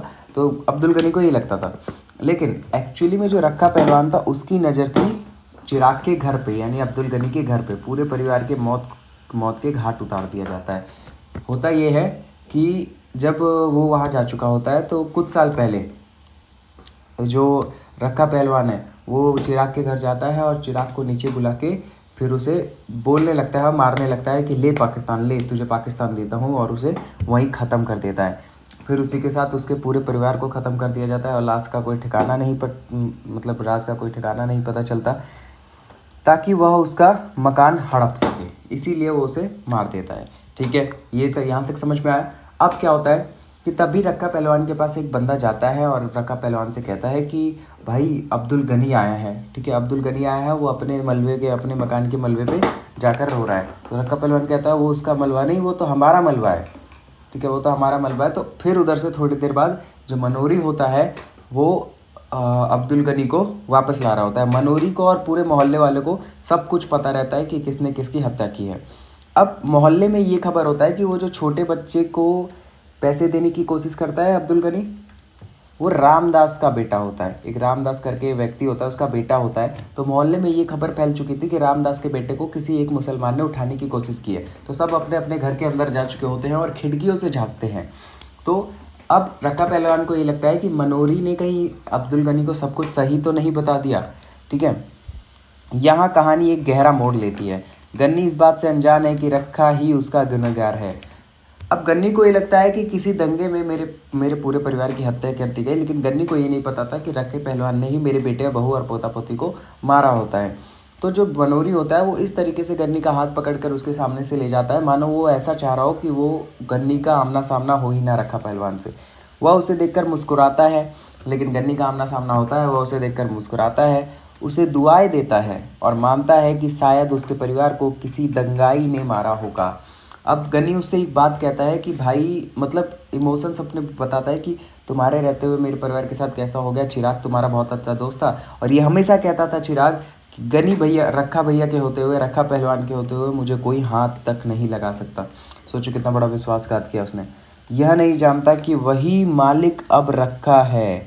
मतलब उस मलबे का मालिक अब रखा है। क्यों? क्योंकि उसने उसके परिवार को मार दिया। गन्नी बदल या घृणा की भावना से नहीं, बल्कि अपनी स्मृति और अपनत्व की तलाश में आया है। गन्नी का अंतिम वाक्य, अल्लाह तुम लोगों को सेहतमंद रखे। अब गन्नी जो होता है वो इस बात से अनजान है कि उसके बेटे को मारा गया है, तो वो उसे आशीर्वाद देता है, उसे दुआएं देता है रखा पहलवान को कि अल्लाह तुम्हें सेहतमंद रखे, जीते रहो, खुशियाँ देखो। कहानी को एक ऐसी मानवीय ऊंचाई पर पहुंचा देता है जहां जाति, धर्म और नफरत बिनी बन जाती है, बौनी बन जाती है। सॉरी, समझ में आया? देखो कहानी बहुत इंटरेस्टिंग थी, वैसे मेरे को पर्सनली भी इंटरेस्टिंग लगी, अगर पेपर के पॉइंट ऑफ व्यू से ना पढ़ें तब भी। ठीक है, अब हमारे मुंशी प्रेमचंद की कहानी है जो कि है दुनिया का सबसे अनमोल रत्न, जो कि एक यमन के राजकुमारी की कहानी और उसके प्रेमी की कहानी है। तो विस्तृत सारांश देख लेते हैं पहले। यह कहानी प्रेम, त्याग और देशभक्ति जैसे उच्च मानवीय मूल्यों को एक प्रतीकात्मक और भावनात्मक रूप में प्रस्तुत करती है। ठीक है, मुंशी प्रेमचंद ने इसमें यह संदेश दिया है कि इस संसार का सबसे अमूल्य वस्तु और धन है ना सौंदर्य, ना भौतिक सुख, बल्कि वह बलिदान है जो कोई व्यक्ति अपने देश समाज के लिए करता है। और वो बलिदान हमारे इंडियन आर्मी देख लो, आज हमारे पाकिस्तान और इंडिया के बीच में कॉन्फ्लिक्ट चल रहे हैं, हमारे इंडियन आर्मी आज भी तैनात है। तो कहानी की शुरुआत कैसे होती है ये देखते हैं। कहानी की शुरुआत होती है दिलफिगार नाम के एक युवक से। दिलफिगार वो प्रेमी होता है उसका, जो दिलफरेब, याद रखना यहाँ पर प्रेमिका का नाम है दिलफरेब और मतलब जो बॉयफ्रेंड है उसका नाम है दिलफिगार। ठीक है, नाम की सुंदर युवती से प्रेम करता है। दिलफरेब उसकी प्रेम निष्ठा की परीक्षा लेना चाहती है। अब दिलफरेब ये चाहती है कि मैं जानूं कि मुझसे कितना प्रेम करता है, इसलिए वह एक शर्त रखती है कि अगर दिलफिगार उसे विवाह करना चाहता है तो उसे दुनिया की सबसे अनमोल चीज़ ला कर दे, अनमोल रत्न ला कर देगा। अगर वह इससे असफल रहता है तो उससे सूली पर चढ़ा दिया जाएगा। वाह, क्या शर्त है ये! क्योंकि दिलफरेब यमन की राजकुमारी रहती है तो उसके पास ये पावर है कि दिलफरेब को कटवा दे, सॉरी दिलफिगार को। पहले प्रयास में वो क्या लाता है? अपराधी के आंसू लाता है। कैसे? दिलफिगार यात्रा पर निकल पड़ता है। चलते चलते वह एक अपराधी को देखता है जिसको फांसी दी जा रही होती है।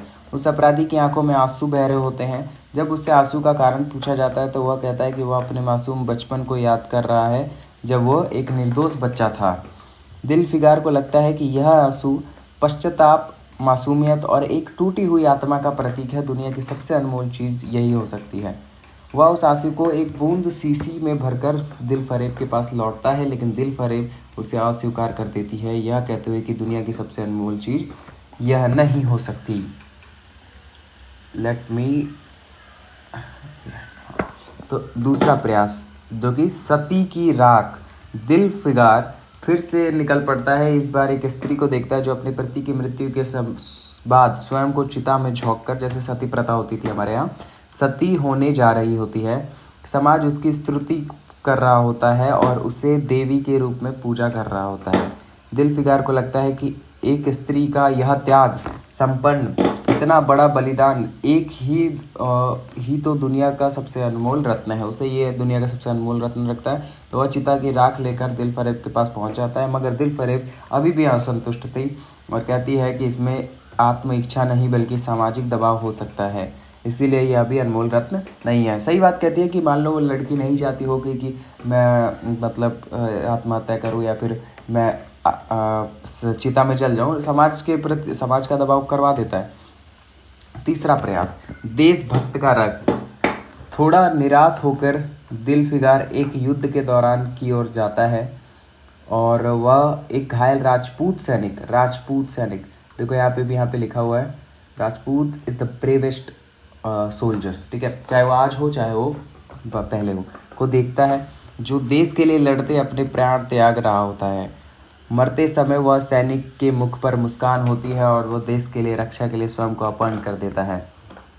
दिलफिगार उसे सैनिक के बहते शरीर से बहती रक्त की एक बूंद को शीशी में भरकर वापस लौटता है। ये दिलफिगार थोड़ा मूर्ख नहीं था, अगर मान लो वो मर रहा होता है तो भाई उसकी हेल्प करने के बजाय उसकी शीशी में खून मर लेता है। इस बार जब वह दिलफरेब के सामने आता है, बूंद रखता है, तो दिलफरेब हृदय बदल जाता है। वह गंभीर स्वर में कहती है, हाँ यही है दुनिया का सबसे अनमोल रत्न। यह रक्त है एक सच्चे देशभक्त का। इसमें आत्म बलिदान, निस्वार्थ प्रेम, एक मातृभूमि के लिए मर मिटने की भावना होती है। तो ये है हमारा सबसे अनमोल रत्न, दुनिया का सबसे अनमोल रत्न। तो देखो, मैं हिंदी बी की भी वीडियो डाल चुका हूँ और हिंदी ए की भी वीडियो डाल रहा हूँ। मेरे को पर्सनली हिंदी ए की जितनी कहानी है ना, जितने निबंध है, वो ज़्यादा मज़ेदार लगे, ज़्यादा इंटरेस्टिंग लगे कंपेरिजन, मतलब अगर कंपेरेटिव टू किससे, हिंदी बी से। ठीक है, तो अच्छी कहानी है आप लोगों में, तो इसका एडवांटेज उठाओ और तगड़े तगड़े आंसर लिख के लाना। और इंडियन आर्मी के लिए ज़रूर से ज़रूर कुछ ना कुछ कमेंट में लिखें, क्योंकि आज वही है जिसकी वजह से आप एग्ज़ाम दे रहे हो और आज वही है जिसकी वजह से मैं वीडियो बना पा रहा हूँ। हाँ, मुख्य संदेश क्या था? मुंशी प्रेमचंद इस कहानी के माध्यम से यह स्पष्ट करते हैं कि दुनिया का सबसे अनमोल रत्न एक भौतिक वस्तु नहीं है, यह आत्मा का बलिदान है जो राष्ट्र के लिए दिया जाता है। देशभक्ति, त्याग, निस्वार्थता, मानवता और यही जीवन का मूल्यवान पूंजी है। Now understand. अब देखो, उत्साह यह एक निबंध की तरह है। अगर मैं आपसे एक बच्चों की तरह बोल दूं, सीधी सीधी बात बताना, अगर मैं आपसे बच्चों की तरह बोल दूं कि मुझे उत्साह पे यानी एक्साइटमेंट पे एक निबंध लिख के दिखाओ, तो क्या आप लिख नहीं पाओगे? ठीक है, मान लिया कि मैं आपसे अचानक से बोलूंगा तो लिख नहीं पाओगे, बट यहाँ से रीड करने के बाद, आप गूगल से रीड करने के बाद जाओगे, बुक से रीड करने के बाद जाओगे, तो क्या कुछ भी नहीं लिख पाओगे? यार, ग्रेजुएशन सेकेंड ईयर में आने के बाद ये ना लिख पाना बहुत ही बुरी बात है। ठीक है, आचार्य रामचंद्र शुक्ल का निबंध उत्साह एक प्रेरणादायक और आदर्शवादी निबंध है। ठीक है, एक निबंध है। भाषा शैली पर प्रकाश डालिए, जिसमें लेखक ने उत्साह के महत्व और उसकी शक्ति को रेखांकित किया है। इस निबंध की भाषा शैली सरल, प्रभावपूर्ण, प्रभावशाली है। मैंने बताया था भाषा शैली का कैसी होती है। यह न केवल छात्रों और युवाओं के लिए प्रेरणा स्रोत है, बल्कि सामान्य पाठकों के लिए भी अत्यधिक समझने योग्य है। आइए हम इस निबंध की भाषा शैली के विभिन्न पहलुओं पर विस्तृत रूप से चर्चा करें। पहला, सरल और सटीक भाषा यूज़ की गई है इसमें उत्साह के ऊपर। देखो, उत्साह मतलब वो यहाँ पर बताना चाह रहे हैं कि उत्साह जो होती है वो खुद के मन से आना चाहिए। ठीक है, वो खुद के मन से क्या मतलब है कि अगर कोई मुझे फोर्स कर रहा है और मैं वो काम कर रहा हूँ, या मुझे किसी चीज़ की ज़रूरत है, मुझे किसी चीज़ की नीड है, तब मैं उस काम को कर रहा हूँ, तो वहाँ पे हमें उत्साह देखने को नहीं मिलता है। उत्साह वो जो मन से काम करने का हमारा मन करे। आचार्य रामचंद्र शुक्ल ने उत्साह निबंध में बहुत ही सरल स्पष्ट भाषा का प्रयोग किया है। शब्दों की रचना और वाक्य विन्यास बहुत ही सहज, ताकि हर व्यक्ति उसे समझ सके। लेकिन लेखक ने कठिन शब्दों या जटिल शब्दों संरचना से बचे हुए मतलब सरल और सटीक भाषा का प्रयोग किया। जो कहना चाहते थे वही किया है। ठीक है, उदाहरण के लिए, मनुष्य के भीतर की शक्ति, आत्मविश्वास, उत्साह की शक्ति जैसे शब्द सीधे तौर पर पाठकों के दिल पर छूते हैं। ठीक है, प्रेरणादायक और उत्साह वर्धक शैली। निबंध की मुख्य शैली में प्रेरणा और उत्साह का मिश्रण है। उत्साह और प्रेरणादायक चीज़ें लिखी गई हैं।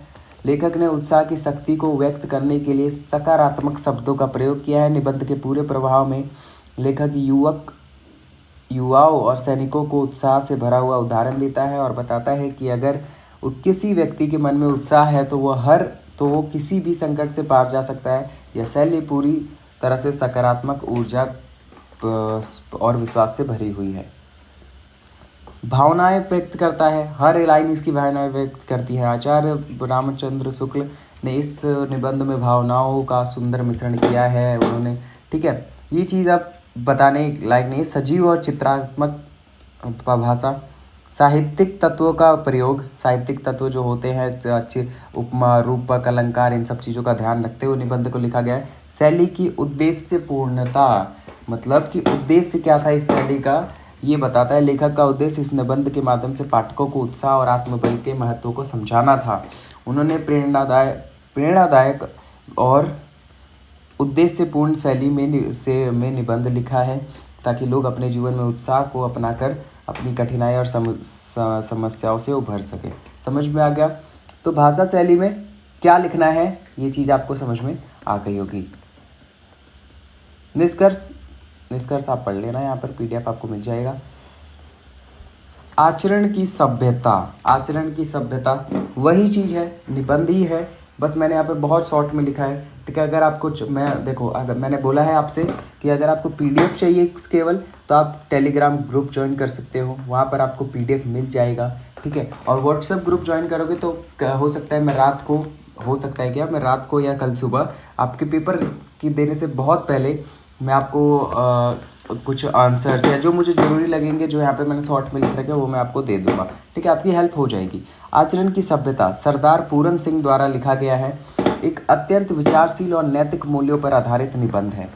इस निबंध में लेखक ने बताया है कि सच्ची सभ्यता कपड़े, बोली या रहन सहन में नहीं होती, बल्कि इंसान के व्यवहार, आचरण और उसके नैतिक मूल्यों में होती है। यानी यहाँ पे भी ज्ञान है, मतलब ज्ञान ही आपको लिख के आना है। यह निबंध हमें याद दिलाता है कि शिक्षा, धन, पद, वेशभूषा से कोई महान नहीं बनता, बल्कि विनम्रता, सेवा भावना और दूसरों के प्रति सहानुभूति ही व्यक्ति को सभ्य बनाती है। एक थोड़ा टॉपिक से हट के बात बताता हूँ।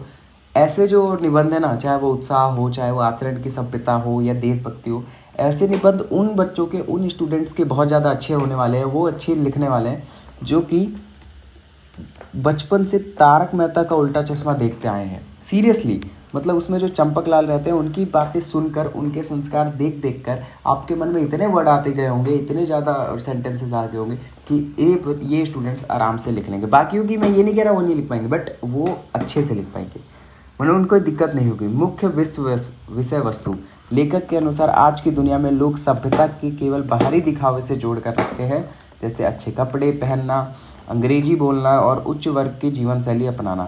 तो सेंट्रल आइडिया जो है इस निबंध का वो ये है कि भाई अच्छे आचरण, मतलब आचरण की सभ्यता ये होनी चाहिए। अगर आप जीवन में सभ्य बनना चाहते हैं तो आपको ये ज़रूरी नहीं कि आप अच्छे कपड़े पहने, ठीक है, इंग्लिश बोलें, ये ज़रूरी नहीं आपका रहन सहन अच्छा होना चाहिए, आपका स्टैंडर्ड अच्छा हो, बल्कि एक अच्छा व्यवहार, एक विनम्र व्यवहार लोगों के प्रति होना चाहिए। अगर इसे बड़ा करना होगा तो कैसे करेंगे? आप ऐसे लिख सकते हो कि सभ्य लोगों के कुछ ऐसे मतलब विशेषताएं होती है, जैसे विनम्रता, सेवा भावना, दूसरों के प्रति सहानुभूति। 3 यहाँ पॉइंट मिल गए, तीनों को अलग अलग करके बड़े बड़े में लिख देना, सीधी सीधी बात है, ठीक है, समझ में आया।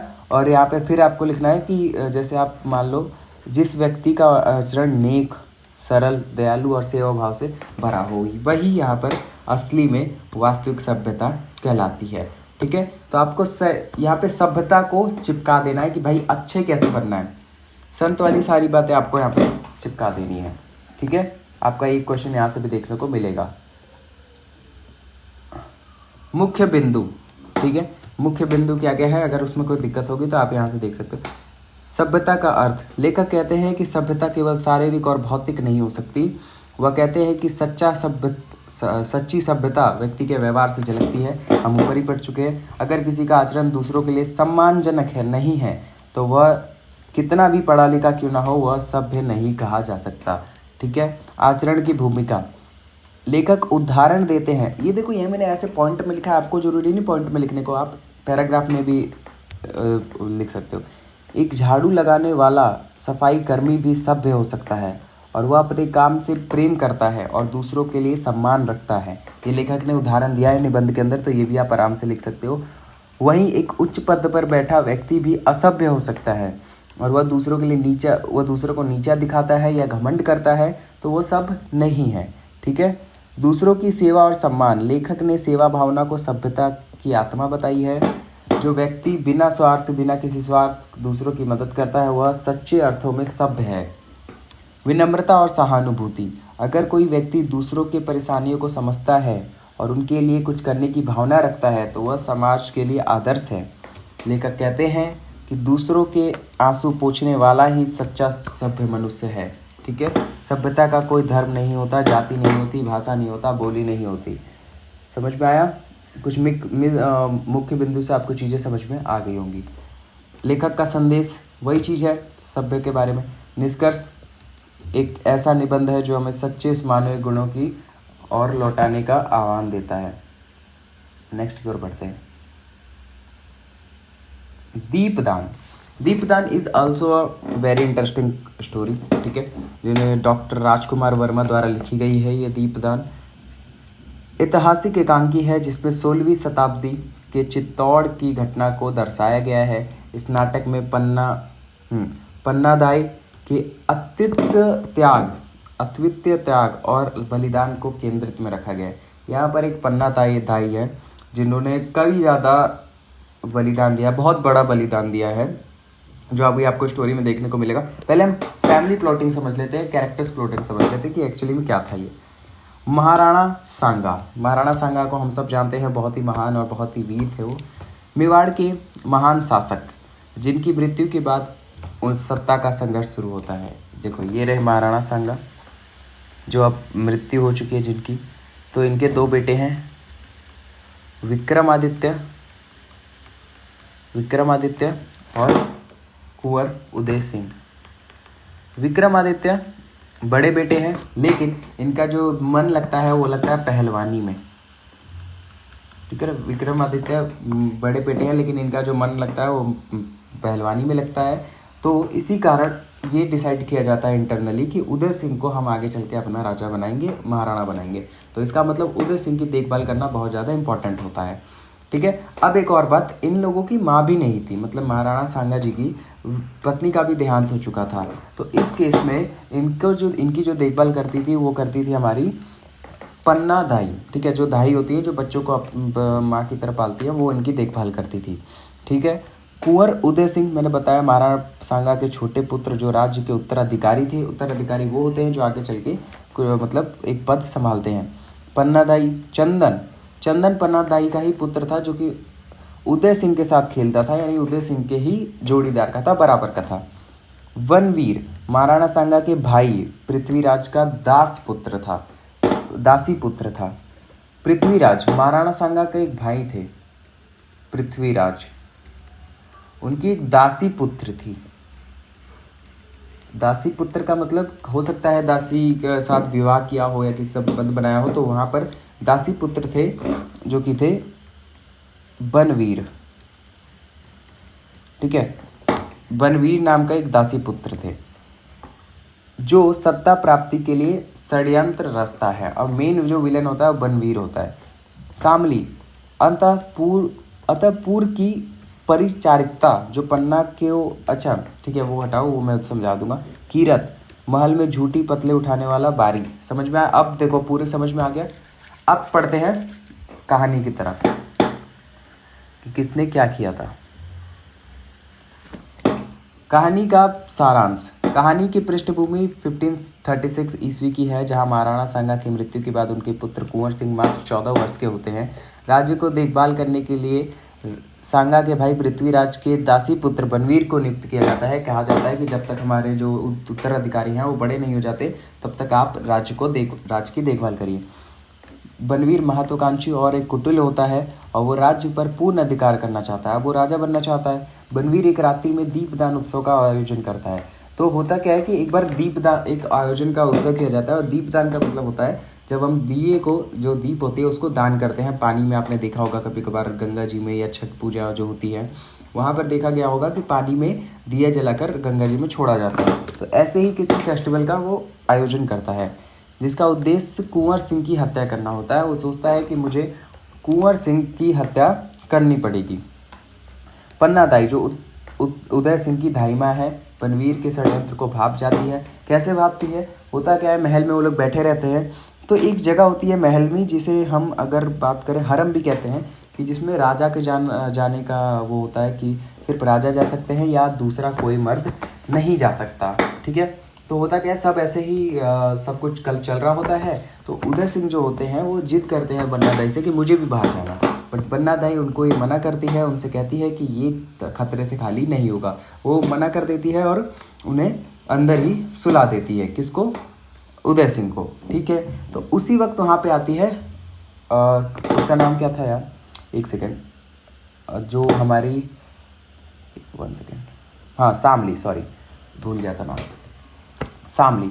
उसी वक्त हमारे पास शामली आती है उनके पास। किसके पास? पन्नादाई के पास। और उन्हें बताती है कि जो बनवीर है वो उस जगह पे घुस चुका है। वो जगह क्या कहते हैं, हरम आप लिख सकते हो।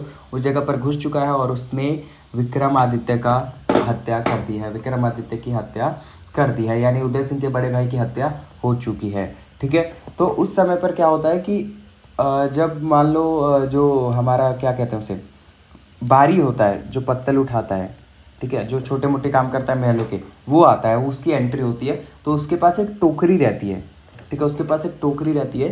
तो जो पन्नादाई होती है वो क्या करती है, उस टोकरी के अंदर उनको लिटा देती है। किसको? उदय सिंह को।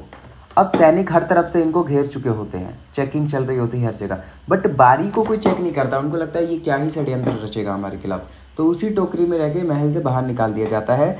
तो फिर शामली जो है वो कहती है कि पन्ना दाई अगर वो आया यहाँ पे, बनवीर आया और उसने देखा कि यहाँ पे नहीं है उदय सिंह, तो वो आपको मार देगा, और अगर आप मर गए तो फिर उदय सिंह का जिंदा रहना असंभव है। तो उस समय पर क्या करती है जो पन्ना दाई होती है, वो उत्तराधिकारी को बचाने के लिए उस टोकरी के अंदर अपने बेटे चंदन को सुला देती है, अपने बेटे चंदन को सुला देती है, स्थान पर सुला देती है। बनवीर जो पहले ही महाराणा विक्रमादित्य की हत्या कर चुका होता है, उदय सिंह की कक्ष में प्रवेश करता है और पन्ना को जागीर का प्रलोभन देता है, मतलब पन्ना को लालच देता है कि हाँ मैं तुम्हें बहुत सारे पैसों से धनवान कर दूंगा। बट पन्ना उसको ठुकरा देती है कि मुझे ये सब नहीं चाहिए। चंदन को उदय सिंह समझकर उसकी हत्या कर देता है, और उसी की आंखों के सामने उसके अपने ही बेटे की हत्या कर दी जाती है बनवीर के द्वारा। क्या समझ के? उदय सिंह समझ के। पन्ना अपने पुत्र को बलि देकर मेवाड़ के उत्तराधिकारी को रक्षा देती है। This is unbelievable. मुख्य संदेश: कर्तव्यनिष्ठ स्वाभाविक भक्ति। पन्ना दाई की चरित्र कर्तव्य परायणत, भाई यह बहुत हार्ड वर्ड लिखी हुई है। आप देखो, सीधी सी बात है, पन्ना दाई ने अपने कर्तव्य को निभाया, ठीक है, त्याग दिया, बलिदान किया, राजनीतिक षड्यंत्र को भापा। तो इन सब चीज़ों का आपको ध्यान रखना। इतने हार्ड वर्ड यार प्रोनाउंस नहीं किए जा रहे पूरी अच्छी एक बार में, तो वहाँ पर लिखने की तो बहुत बड़ी बात है, ठीक है। निष्कर्ष आप पढ़ लेना यहाँ पर। तो ये था हमारा कहानी का अंत जो हमने यहाँ पर पढ़ लिया है, और इसी के साथ आपकी वीडियो भी यहाँ पर अंत होती है। एक निबंध जो एक लास्ट का रह गया वो छूट रखा है, क्योंकि उसके ज़्यादा PYQs मैंने देखे नहीं, बाकी जहाँ जाके देखे थे मैंने आपको बता दिए हैं। उम्मीद करता हूँ आपको वीडियो पसंद आई होगी। वीडियो को लाइक करके चैनल को सब्सक्राइब कर देना यार, ठीक है, और टेलीग्राम चैनल ज्वाइन कर लेना PDF के लिए। मैं वहाँ पर PDF अपलोड कर दूँगा। एक और बात, प्लीज़ ज़्यादा से ज़्यादा वीडियो को शेयर करके और कमेंट में ज़रूर बताना कि वीडियो कैसी लगी, ठीक है। मिलते हैं नेक्स्ट वीडियो में, तब तक के लिए बाय।